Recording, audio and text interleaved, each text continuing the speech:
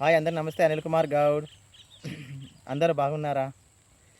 అందరు ఈత కళ్ళకి రావాలి, ఈత కళ్ళు తాగాలి. ఈత చెట్టు ఇప్పుడే ఈత చెట్టు అంచుతాను కళ్ళు చూడండి. ఈత చెట్టు చూడండి, కళ్ళు అంచుతాను. అందరు ఈత కళ్ళు తాగాలి, హెల్త్కి మంచిది, కిడ్నీలో రాళ్ళు తీసేస్తుంది, వేడి తీసేస్తుంది. ఈత కళ్ళు తాగాలి అందరూ.